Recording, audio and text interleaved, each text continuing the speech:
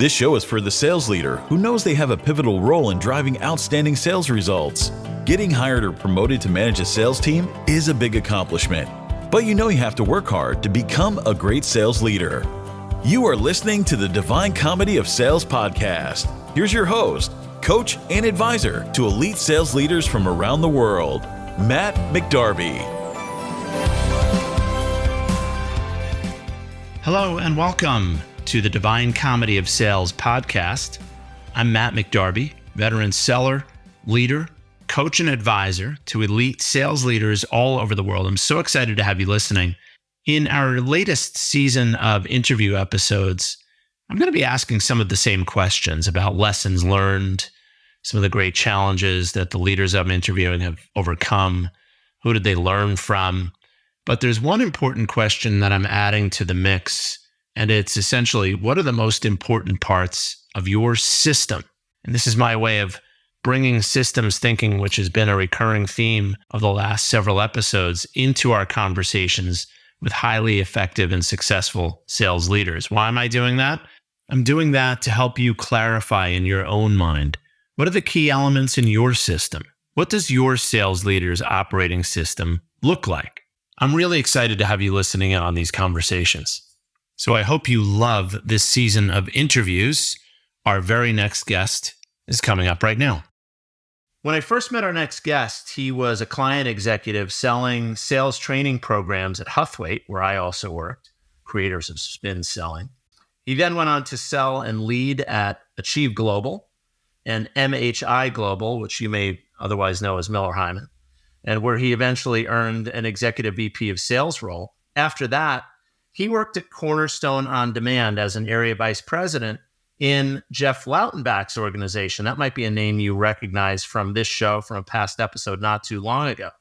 Since then, Pat has served in senior sales leadership roles at Simpler, at Lumaps, and today he's vice president of strategic accounts at Hyland, a technology company that connects content and systems for thousands of organizations globally. Please welcome Pat Zientara to the show. Pat, welcome to the Divine Comedy of Sales. Thanks, Matt. And you make me sound very important with all those fancy titles. So I appreciate you having me. You know, I think, look, let's face it, as we age and we take on more roles, that bio gets longer, doesn't it? Like, then we look like, wow, I've done all that. It is. And it seems complicated, but you know, as I get older, it seems to get I try to simplify things more than I used to. That's right. Yeah. Something you learn, right?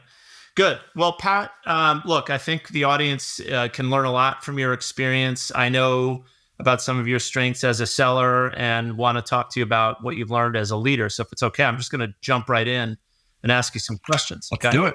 So this is a question I've been asking people for this season, and it's based on something I've observed.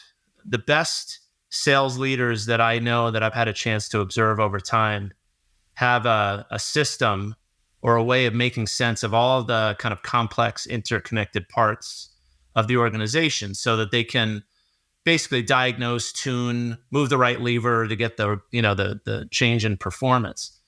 You've been a successful leader for a long time in different places, and you've learned from some great leaders along the way. What would you say are the most important parts of your system? Yeah. And you could call it a system, where you could really, I think for me, you call it more of a process, right? So, you know, okay. when I think of that, I think about transitioning into a new sales leadership role. You either entered an organization or you were promoted. You went from one role into another. And I would say the first thing that I think you have to be really careful about when you join any organization is making assumptions about what you think it is, you know. And there's books I've read over the years, whether it's First 90 Days or, you know, you name it. There's a bunch of different books that are out there around how do you transition and kind of diagnose where you are. And I was actually talking to somebody recently, and they were really struggling. And this wasn't my scenario, but he was struggling with his leader. He was a CRO, and he was struggling to get a sense for, you know, why am I struggling so hard to kind of connect and kind of get on the same page? And what it came down to is he thought he was in sustaining success scenario when The CRO came in and thought he was doing a turnaround. And so the strategies are very, very different based on what you're walking into. So much like being a successful seller, the first thing you have to do is do a heavy diagnostic. Understand what you are walking into. That starts first off with understanding really what is the goal, right? And that, you could talk about whether it's revenue, market share, whatever that might be. What's the goal? Get super clear on the goal. The second iteration, what you got to go through, from that point is really a series of interviews across the business. Those interviews get into business health, what our go-to-market is, what's our ICP, how does our product fit in the marketplace? Is our pricing model working well? Are we a leader? Kind of to understand and get perspectives and opinions from everybody in the business so that ultimately you're in a place where you can form your own perspective around the business, the people, etc. And, my experience is that takes a little bit of time. I think everybody hopes to make impact quick, maybe can I make an impact in 10 days? Well, sometimes maybe, but most often not. But the worst thing you could do is go too fast through that process. I say, if you were to kind of put a process around it, that's going to take you a better part of a month, and you're definitely not going to be done in a month. You're probably going to continue learning from there. But once you've got a pretty good idea about what you're up against, go and meet with your peers, your specific leader, and get some alignment around, hey, here's what I'm thinking. Here's what I'm seeing. Get some validation that, hey, you might be onto something. And here are some things that, I'm thinking about doing that might make some sense, so that you're starting to kind of get that buy-in around, some ideas, which is really around really simply alignment. And once you get to that place, then you start talking about, all right, what do we need to do to get to action from an execution standpoint? What are the top priorities, which in my mind, we're sales leaders. This is what we've been doing a long time. So what are the things that are going to help us grow a bigger pipeline? What are the things that are going to help us win more and win faster? And from there, that's where prioritization comes in. And all the things that you can do, you can't do everything overnight. So after you do all that, that's really what sets you in motion. Okay, good. I'm going to play a couple of things back to you and ask you a question about a couple of them. So kind of in order, sort of the way you laid them out, right? It's, start, avoid assumptions, really go through a proper diagnosis, right? Know what you're walking into, get clear on what you're there to achieve. And then from there, go into a process of really sort of digging in, get different perspectives, which leads to sort of check and validate. Is your diagnosis on target, off target? Are the things you missed? Getting those different perspectives is really the key to kind of sharpening the diagnosis, essentially. So that's not all on your shoulders, but there's other people's whose perspectives are useful. Absolutely. And then you said from there, it's about get alignment, right? Based on what we can agree that we're trying to achieve and how we're going to go about it together. Now we'll prioritize. What are the top few things that we're really going to kind of invest in and go deep into? Got it pretty much right in terms of how you're... Spot on, man. Good. So I think that the thing for people listening that I think bears some clarification I want to ask you about is the difference between sort of diagnosing and achieving alignment. Because the conversations can be similar or sound similar.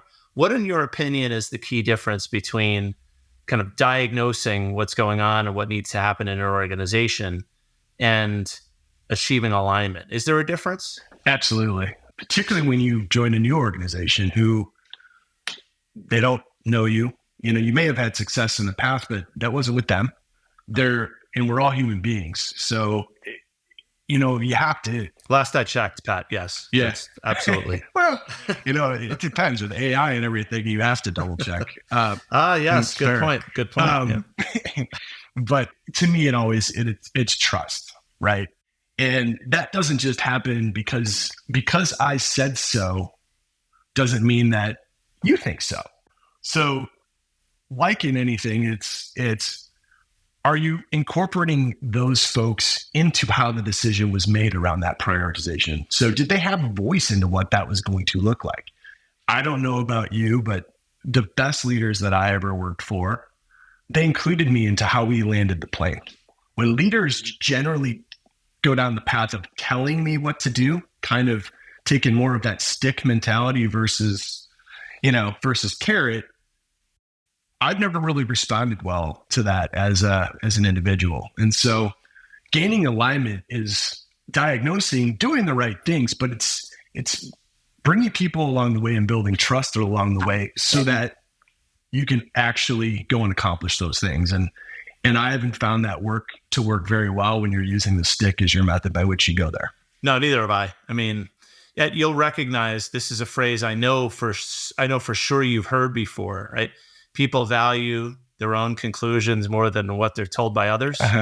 You've heard that I before. Definitely have heard that before, man. And that for those listening, that was sort of an old tome, something we used to say at Huffley all the time, right? And it's a condition of human communication, even between a leader and the people that he or she leads, right? That rule still applies. Don't tell me how we're going to get it done. Make me a part of the process. Because in the end, Pat, what you're asking me to do, if you're my leader, you're asking me to commit to do something. And the key word there is commit. How do you get me there? Like, how do you gain my commitment? That specific time-bound commitment that I need to make to kind of move the ball downfield, so to speak. There's a lot of some of what you've shared, I know, just based on what I know about your experience, you've learned from doing and succeeding, probably failing like everybody else too.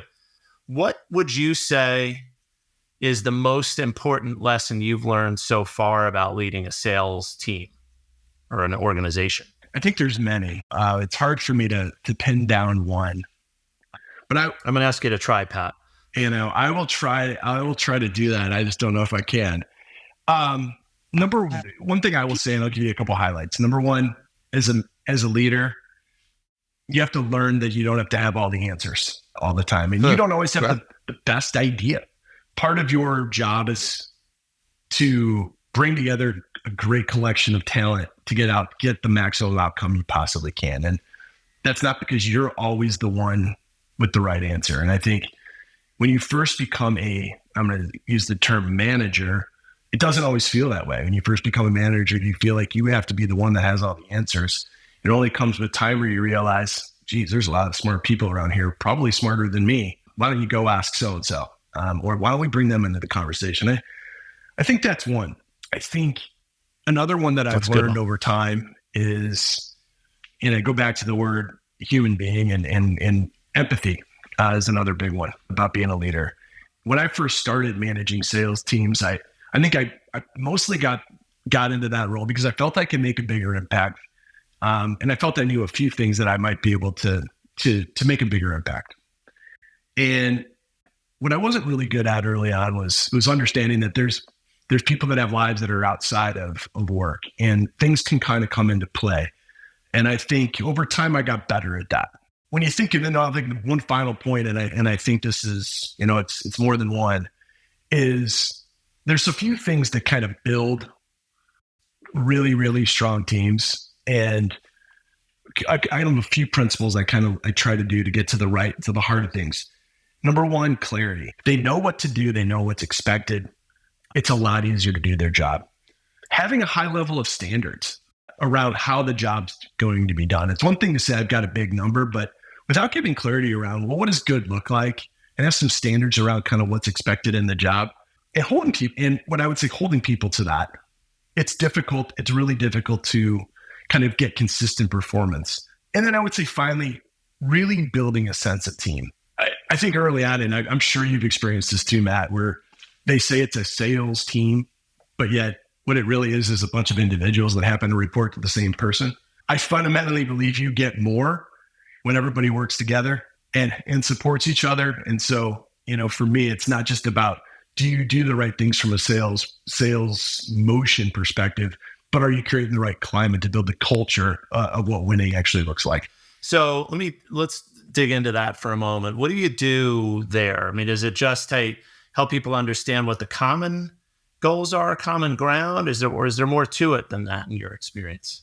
No, it's common goals are one thing, but it's also building, it sounds silly, but camaraderie, right? Having people help each other. I do think that by and large, humans, we're motivated by things that often are beyond ourselves. And so you can do things like, whether you call them opportunity reviews, whatever you do with your team, and you bring in the thoughts and help of others, of their peers, where it doesn't help them from a numbers perspective, but it helps that other person.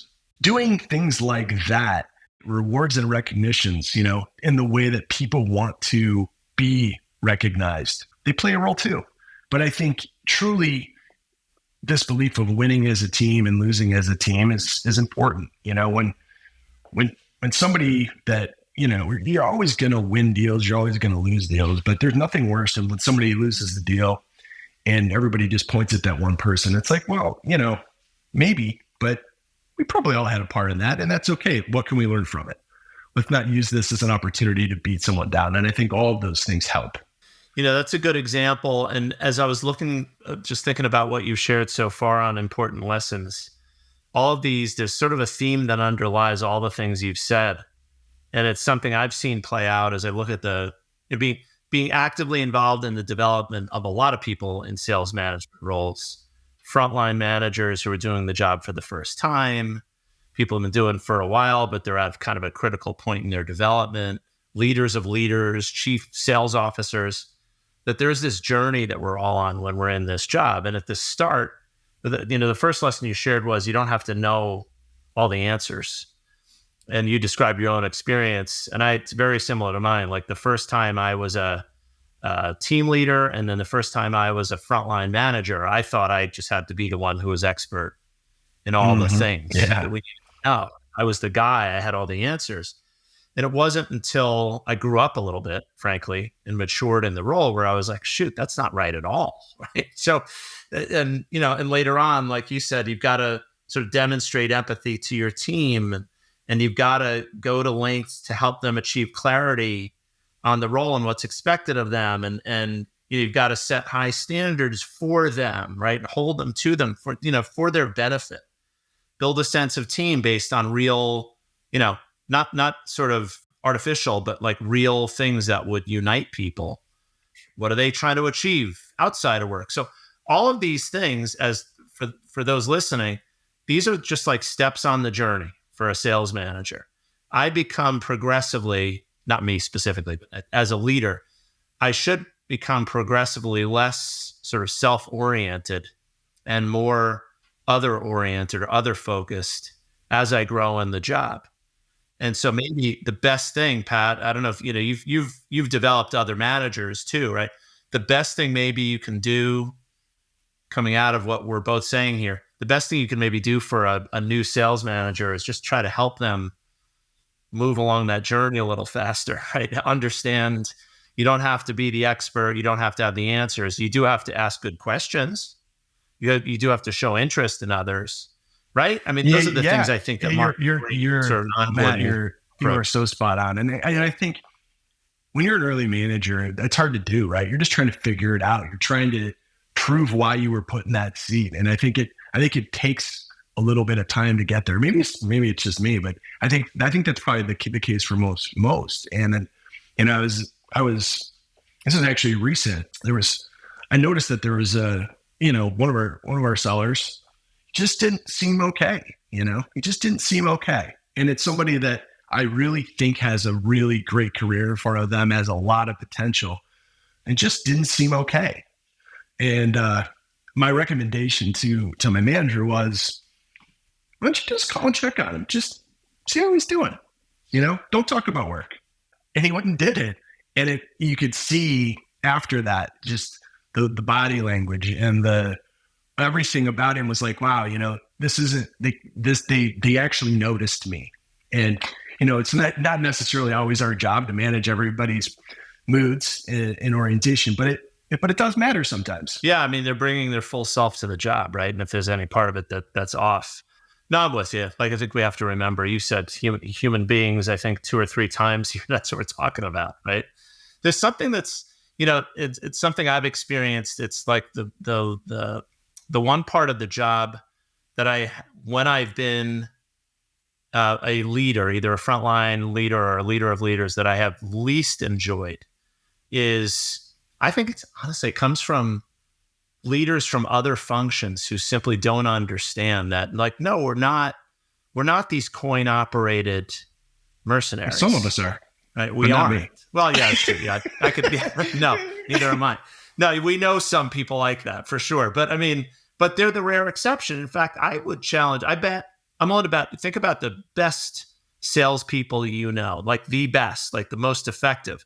How many of those people are really motivated primarily by money and not something else? I'm willing to bet your answer would be like, well, none of them, right? It's money's a factor, but once you're confident you know how to make it, it's no longer the number one driver of anything that you do, right? It's like, I know I'm a capable seller and I can go out and make the money somewhere. So that's good. That's useful. I want to be paid fairly, but it's something else, right? It's something I'm trying to do for my family, something I want to try to achieve for myself. That's, so anyway, I'll get off the soapbox now, but I couldn't agree more. I think you're spot on. Yeah. Driving great sales results is hard. Doing it consistently is even harder. There are so many obstacles that can prevent you from becoming the most effective sales leader you can be. Find practical advice you can apply right away by picking up your copy of Matt's book, The Divine Comedy of Sales, at www.divinecomedyofsales.com. Well, and for me, I was talking about my experience and the thing that bugged me the most. So I'll turn it around here and ask you about, maybe more broadly, what have you found to be the hardest, the most challenging part of leading people, and what have you done about it? Yeah, I was thinking of kind of current state, kind of like what's it been like over the last few years. And, I'm sure this is no surprise to anybody, but, selling cycles have gotten more complex. They've gotten bigger. They've gotten longer. They've gotten more political. There's been more starts and stops than probably, we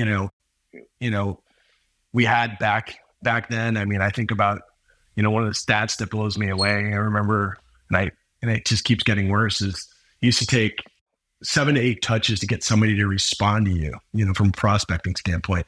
Now that number is well over 20. So you think about how much more difficult the job has gotten. Now there's technology that can certainly help you with that, but the job has certainly gotten incredibly more difficult, which means that the level of precision and is so strong today and needed at such a high level that it can be really, really stressful for folks. And so I lead a strategic sales team today, but one of the things you see, particularly in enterprise sales, the types of the solutions that the company I'm with today provide, these selling cycles can bleed over 12 months, right? And Sure.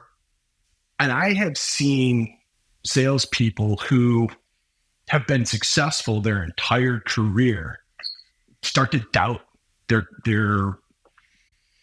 effectiveness, start to doubt themselves, because the dopamine hit that they get from having those wins from time to time is taken away. So, one of the things, and I haven't mastered it yet, but I've been trying to figure out, is celebrating the progress in those deals along the way versus just celebrating when we actually sign a contract, because that is a tough thing for sellers to mentally endure. And I've seen even the best struggle with that. I wonder if you've seen that. Have you seen that, Matt?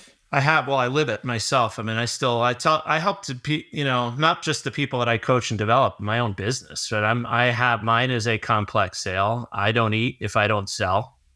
And, in a small business, it's particularly challenging because I don't have a cheerleader per se, right? But I think the thing you've called out, which I've had to sort of figure out for myself, like, how do I find ways to celebrate the successes along the way, the milestones that I know I need to achieve to eventually reach the big wins. I won't get into a lot of detail, but I've just had essentially a big win, but this was, it was excruciating at times. And it was, it's just small victories and try to explain it to, my wife, who I answer to. Right? I don't answer to a CEO, but I've got to explain to her, here's what I'm working on. But I'm sure to make things and better. The good news is, man, you've got such a great network of folks that respect you over the years, and I'm sure they help you through that too. At least I hope they do.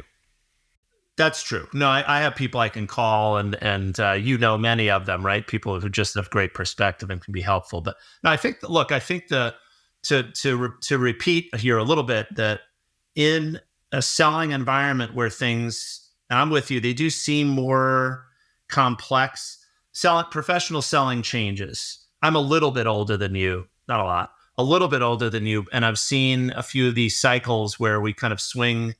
It's more like a pendulum, not a cycle. It swings back and forth between, we've got to be super efficient, hyper, very active, X number of touches, and then it swings back to, well, it looks like buyers really want us to be just more effective in our interactions with them. And we've got to, so we've got this sales performance business that sort of swings back and forth between efficiency and effectiveness. Right now, I think we're in a swing back toward effectiveness. Good news for me and my business, Yep.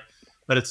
But it's also good news for the salespeople who really who understand that buying has changed a bit, and it's their responsibility to understand where buyers are in their decision-making process, to align themselves accordingly, and then maybe, just maybe, they can influence how decisions get made, influence needs and criteria. But along the way, if you don't have a way of sort of checking yourself and be like, okay, good, that was a victory, a small one, but this can be a very lonely and very painful kind of a job if you're an enterprise or, complex seller who, like you said, cycles of a year, even 6 months is a lot. I can attest. 100%. So, and I think that's, there's a lot of ways. Let's celebrating along the way. But I think if you have a process and you believe in that process, and knowing that you're covering the bases to the best of your ability, you can be proud of your work and celebrating the work that you've done, and I think being objectively aware of that being the case, I think really, really helps. The other one I want to bring up, the other challenge that I want to bring up, and I think many of us deal with today, particularly in larger, organizations. In your house, it's your wife telling you when is that going to close. In my life today, it's the board. It's the now, and it's the balancing the needs for urgency and growth and profitability with the reality of the speed by which buyers sometimes move. And I think that one, and I haven't really sorted it out. I mean, obviously you manage expectations and you do the best you can to do that. But I think it's something that's very real, sitting in the sales role, is being the steward of the business, but at the same time, understanding where that customer is. And I think that is forever a challenge in sales, which is balancing those two sides around the now versus, would it matter if this closed, on April 2nd versus March 30th? Like, sometimes it matters. And, so often, and I'm breaking out in like the warm sweats right now, because I can think about those scenarios where I'm the leader in the room explaining why there's been a shift in the forecast, why we believed this deal would close on April 1 when it's probably more like a, May 15 kind of a thing. And so the role of a leader sometimes is just, being able to demonstrate that we actually know what the heck is going on with this buyer and why they're making this decision, being able to speak to that confidently. Because my worst moments, I just think the moments where I felt the worst were those situations where I'm like, I'm not sure. And the reason I'm not sure is the seller or the team responsible for selling it has been feeding me a load of malarkey, so to speak. And so I'm not sure I feel good about where we are, right? So that's not fun, Pat. I don't know how you've kind of figured out how to deal with that, but I think that's the other challenge. Yeah, I think we got to strike a balance, but how do you maintain credibility or demonstrate, what the heck is going on? And I think it's one of these things. I think that's why, it's why you're in business. It's why a lot of these companies are in business. the more you can define the process and the science behind it, the more consistent you can perform as a business. And I think you do your best to put that in place so that you can control it to the best of your ability. The reality is you will never be perfect. No, there will be scenarios that are going to happen. And that's just, you can't control it all, but you can control to the best of your ability based on what you know and what you can do. I think that's all you can do. All right, Pat, we've only got a couple more minutes here. Time flies, right, when you're having fun. But let me ask you kind of a big open question, because I imagine that I've only explored a few areas here, but you've got a lot of wins and a lot of success.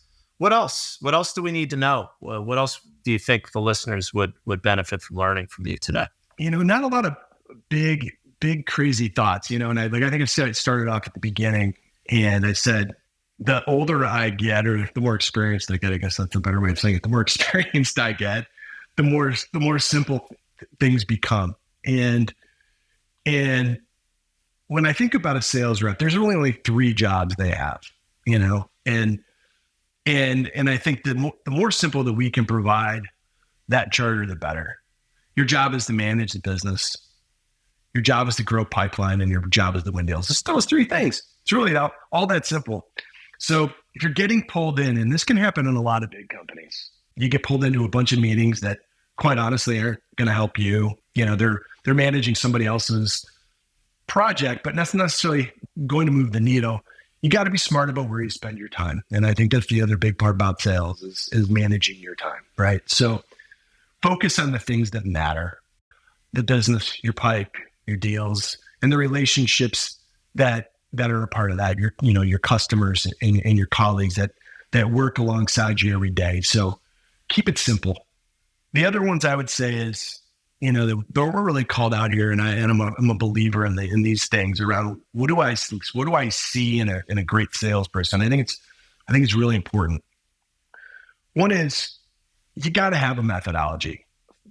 Like, commit yourself to something.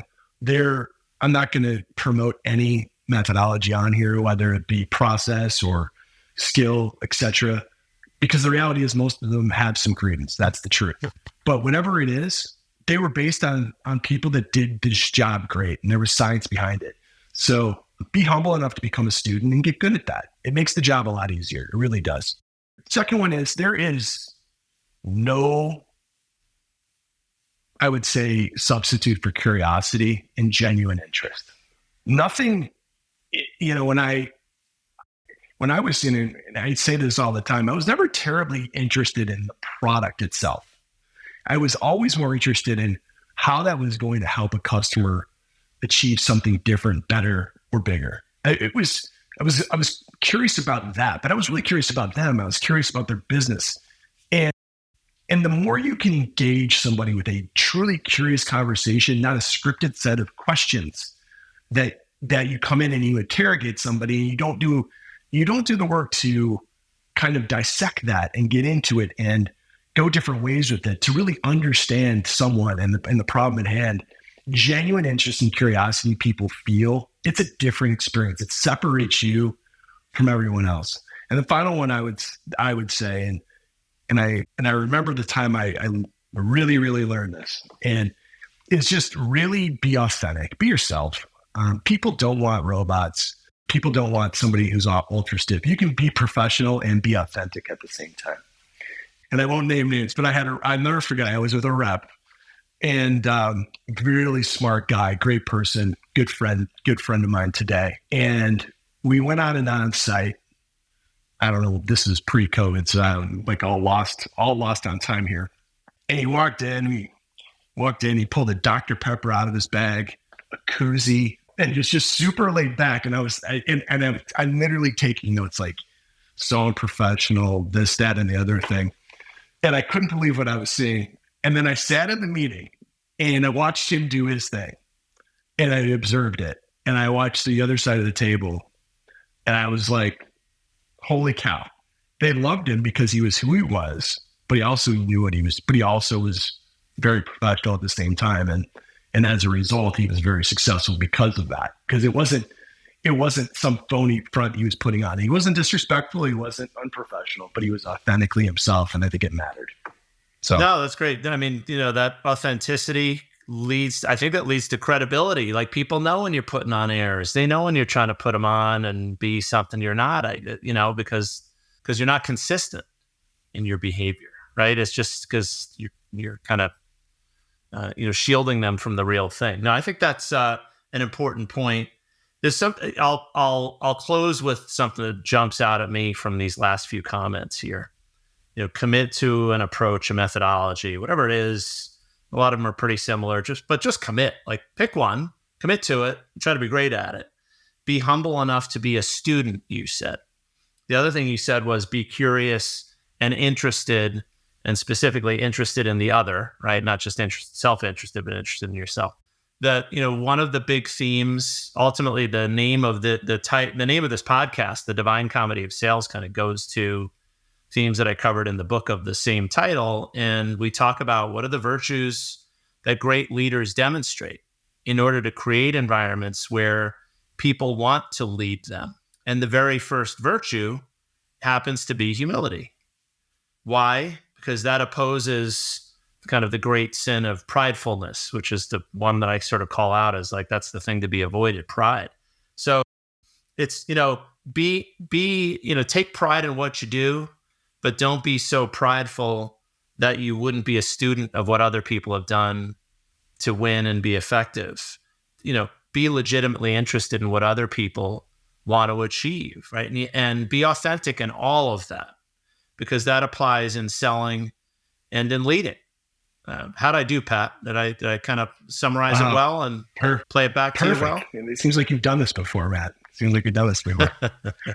I've had, it's funny though. I've had similar conversations, and it's not because I'm asking people the same questions. It's because I'm talking to people who have been really successful selling and leading, and they've come to similar conclusions about what does it take to be great at this. And, they've learned similar lessons. So that's why we hear some recurrent themes. So Pat, what I'm going to do now is I'm going to kind of play back a few of there's a lot of great ideas here, but a few things that I think the audience really needs to think about that they can apply to be more effective in their roles. Before I do that, I just simply want to say thank you so much. I know how busy you are. I really appreciate you making the time for today's conversation. Oh, thank you. And I was happy to do this right after an escalation call. So that made my day.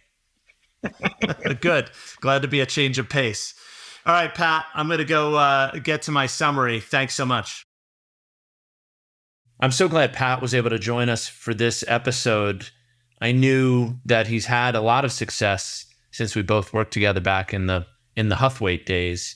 And Pat also worked in Jeff Lautenbach's organization. You may remember Jeff from a few months ago. He's also featured in a chapter in one of my books, The Cadence of Excellence. And so Pat's learned from some great leaders like Jeff. So Pat had a lot of great wisdom to share, which is why I had him come on the show. I knew he would. He talked about a few things when I asked him about his system. He talked specifically about the system or the process that he goes through as he transitions into a new role as a leader. I'm calling this one out because I think it's going to be really relevant for people listening, whether you are about to enter into a new role or you're just in role for a few months, or if you're just thinking about, gosh, what could I do differently or better next time? So he shared a few really important ideas. He said in this order: 1, don't make assumptions. Diagnose, know what you're walking into. Get clear on the goal. Right up front, don't make any assumptions, even about your goals and what you're trying to achieve. And then he said, after that, dig in. Interview people. Get different perspectives. While doing that, incidentally, he mentioned it's also a great way to build trust with your peers and colleagues and members of your team. Let them know you're interested in their perspective and be legitimately interested, right? That goes a long way to building trust. But ultimately, it's really important to understand the environment. And then third, he said, get alignment and validation on your diagnosis. No matter what you think you see, going back and comparing notes with the people you've talked to, with your senior most or executive leader, depending on who you report to. Get validation on the diagnosis and on your plan. Keep people involved. Don't just get them involved early and then sort of go off and do your own thing. Great points. And then based on what people validate, prioritize your effort, right? We can't do everything. You've heard different versions of that numerous times from me and the people I've interviewed over the last, year plus, right? We have to be clear about what our most important priorities are and devote time to those things first. There are a couple of other important lessons he said he's learned. You don't have to know all the lessons, he said, or know all the answers. A couple of other things he said that stood out for me. The biggest one was the faster a team achieves clarity, the faster they can achieve. He added, set high standards and hold people to them. Build a sense of team, but it all starts with clarity. How many times have we heard that from the people that I've interviewed over the last year plus? How many times have I talked about clarity, achieving clarity, seeking clarity, communicating clear expectations, asking questions that clarify? Definitely a lesson that Pat appears to have learned and that he applies to his role. He said one last thing that I want to play back to you. It's the more experienced I get, the simpler things get. I've also learned to keep it simple in so many words. So this is a very complex job that you're in if you're a sales manager or a leader of leaders right now. What are we seeking? Clarity. What are we trying to do? We're trying to make things simple. With experience, we appreciate the value of making things simple, not making them more complex. Keep it simple. As my father would have said, keep it simple, stupid. Pat says something a little nicer, but it's the same message, right? Let's keep it simple. So my challenge to you is to think about what are the ways you can apply some of the lessons that Pat shared, because he has had a ton of success since we worked together, and I'm so happy for him. In our next episode, it will be just me sharing my point of view, looking back on the last several months of episodes and pulling out some key lessons learned and challenging you to think about how do you incorporate these ideas into your system or the next version of your system. So please do join me for that episode. In the meantime, I'm Matt McDarby, host and author of The Divine Comedy of Sales. Thank you so much for joining. Bye-bye for now.